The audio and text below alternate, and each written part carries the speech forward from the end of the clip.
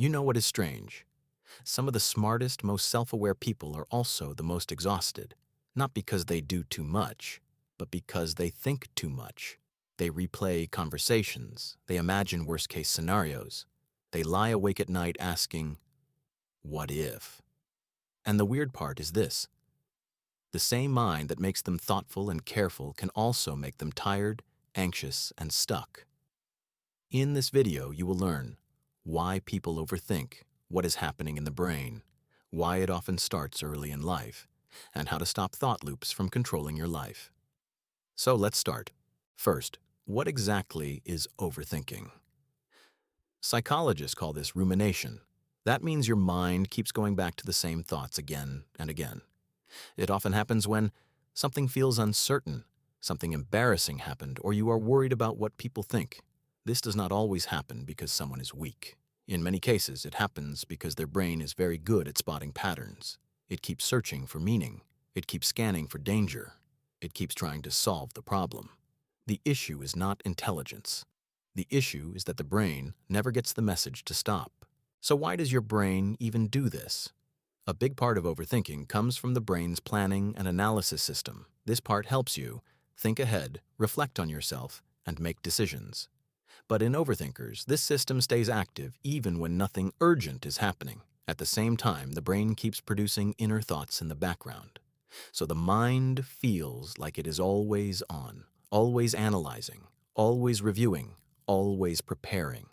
That is why overthinkers can feel mentally busy even when they are sitting still. To really understand it, we have to go back a little. For many people, this habit starts early.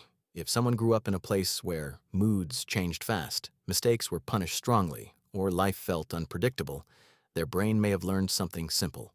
Think ahead, stay alert, predict everything. That strategy may have helped them as a child. It was a survival skill.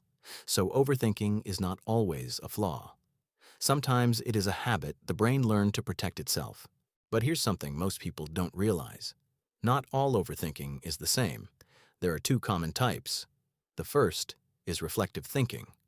This is when you think deeply to understand yourself. You process emotions, you learn, you grow. This can be healthy. The second is brooding. This is when you keep thinking about a problem without moving forward. You go in circles, you feel stuck, you feel worse. This type of thinking can hurt your sleep, your mood, your confidence, and your decisions. Most overthinkers switch between both. A moment of reflection can quickly turn into a spiral, and because it feels like thinking, it can seem productive even when it is not. So if it feels bad, why is it so hard to stop? This is where many people get confused. The brain can actually reward the act of thinking. Even if you do not solve anything, your brain may still feel busy and engaged.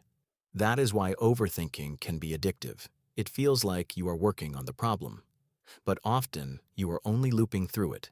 That is also why telling someone to just stop thinking does not help.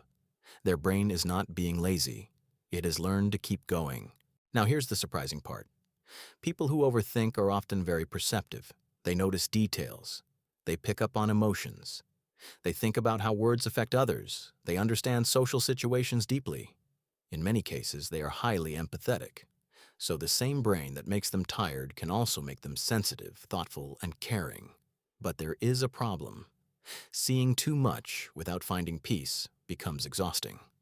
When you notice everything, you can also feel everything, and that can wear you down, But there's one problem most people miss, that the mind cannot solve every problem by thinking harder. Some problems need action, some need acceptance, some need time, and some need to be released. This is why trying to think your way out of everything often fails. Not every thought needs an answer. Not every fear needs a debate. Not every worry needs more attention. Sometimes the healthiest move is to step back. So what can you actually do about it? One useful method is to create distance from your thoughts. This idea is closely aligned with the book The Happiness Trap by Russ Harris. Instead of reacting instantly, say, "This is bad. I must fix it." Pause and say, "My brain is creating a worry right now." That small change matters. The first version pulls you into the thought. The second gives you space.